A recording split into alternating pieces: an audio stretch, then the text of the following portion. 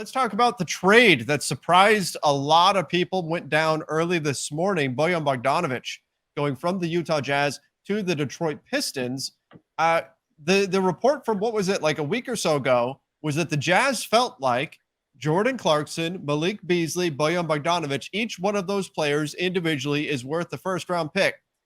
Guess not, Ron.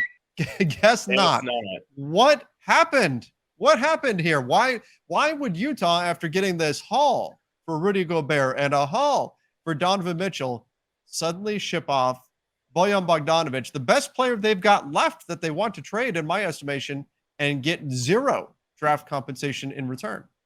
Yeah, I mean, it's a very weird trade. I do think, you know, their evaluation of Bojan Bogdanovic, Jordan Clarkson, Malik Beasley, I think their evaluation was a little bit off to begin with, Mhm. considering that Jeremy Grant went for, I think, a 2025 protected first round pick. Seeing what some of these other like wing players went for this offseason, I think it was always a bit of a weird evaluation to say that Bojan Bogdanovic was worth a first round pick. It would have needed to be pretty heavily protected by himself. But I think this is a bit of a strange trade for Utah. I think there were options. Phoenix had shown a significant interest. I know the Lakers had shown significant interest. I wonder what else was out there. Now, obviously, Utah has done a very good job this offseason of maximizing their returns on their players. So I tend to believe that if this is what they got, it's because that's the best they could get. So I'm giving them the benefit of the doubt there, given what they did earlier this offseason. But on the surface, it is a bit of a strange trade for Utah and what I consider to be a home run for the Pistons.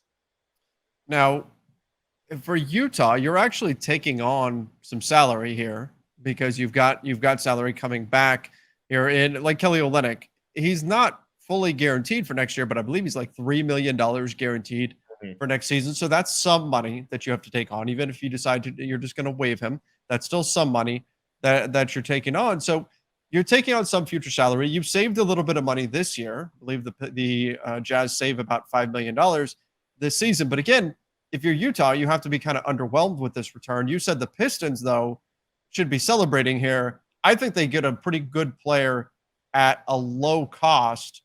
What exactly are they getting? And the only confusion here is most assumed that it was going to be a contending team that would trade for Bogdanovich, that would give up any assets to get him. Why are the Pistons, clearly not a contending team, maybe you could say not even a playoff team, why are they making a move like this? I think for the Pistons, this is a great move because it allows you to go in either direction. Now, you can argue where exactly the Pistons fall within the Eastern Conference totem pole, but with the roster they have now, they had a quietly great offseason. And if you look at what they've done in the roster they have now in the Eastern Conference, there is a chance they could contend for a play-in or even one of those low playoff spots. I would probably slot them as a low play-in team, 8, 9, 10, somewhere around there. And if you're the Pistons, that's kind of ahead of schedule, given where you were this time 1 year ago. You were not expected to be a play-in team within 1 year, and now it looks like they might be. So you get Bojan Bogdanovic, who is a solid, not 3 and D, but a wing player who is serviceable on defense and shoots the three extremely well. You get a veteran in the building that kind of replaces Jeremy Grant in a way that's less ball dominant. So you have more time for your young players to develop around Bojan Bogdanovic. You can play out, try to get to the play in.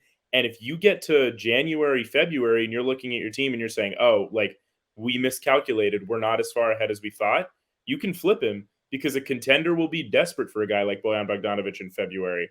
So this is pretty much a win-win. You can go whatever direction you want with him because you got him in the building. You didn't have to give up pretty much anything to get him. And yeah, I think it's a wonderful move for them. For the Jazz, I'm still a little confused. I'd like to know what Phoenix's final offer was and what the Lakers' final offer Yeah. was. But it's still a solid trade, and I love it for the Pistons. So if you look at, I mean, like Saben Lee, at least you could say the Jazz are getting a young player there. Saben Lee and Kelly Olynyk, of Second course, round going back to Utah. So he's young, he's 23, but ironically, was actually drafted by Utah in the second round. Spent 2 years in the NBA now, but was a second round pick for the Utah Jazz. Obviously, didn't wind up playing there. Wound up going over to Detroit. Now he's back to Utah. So you do pick up a young player there. Kelly Olynyk, what happens with him? Like now, like Utah has a roster crunch problem. They've got more Yes. guys on contracts than they can actually have on their roster. They didn't alleviate that. In fact, they made that situation even worse with this trade. So Yeah. this can't be it for Utah. I don't have their roster in front of me, but I They believe that they're now what, 3 players they're over? 3 players over. So they're at 18 guaranteed contracts. They have to get down to 15 by opening night. Um, they obviously they have 3 players in Jordan Clarkson, Malik Beasley, and Rudy Gay that you feel like you can almost guarantee will be gone in some form or another if they can find a trade partner. There's Mike Conley, and then there's guys on the back end of the roster like your Stanley Johnsons and guys like that they might just outright cut and keep the veterans if they can't find a trade. So that's kind of the 2 routes they can go. They can find trades for their vets, or they can cut the back end guys for nothing and just move on with 15. But yeah, they now have a roster crunch problem. Utah's fascinating. I mean, they completely sold the farm. They're starting over, and they're not going to be very good this year. So I think this is just another trade that solidifies that they have no interest in being good at basketball this year, and they're just getting whatever they can.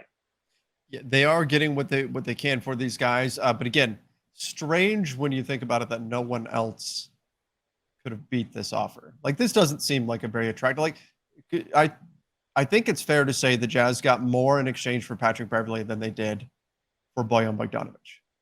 Yeah, I mean, it depends on your evaluation of Taylor Horton Tucker. I Sure, and think he's very polarizing. I get that. So there's room for arguing on either side of that. But if you said in a vacuum which player should return more value, I would have said Bojan Bogdanovic. Yeah, I probably agree there. Patrick Beverly is a fine player, but Boyan is kind of what today's NBA is all about. So it's interesting to see him get this return when the Jazz got Taylor Horton Tucker and Stanley Johnson for Patrick Beverly. More moves to come here for the Jazz. We know that they're going to be doing some other things. I think from the Lakers side, this is probably it, right? Is this just at this point? Do we just say the roster is what it is for the time being?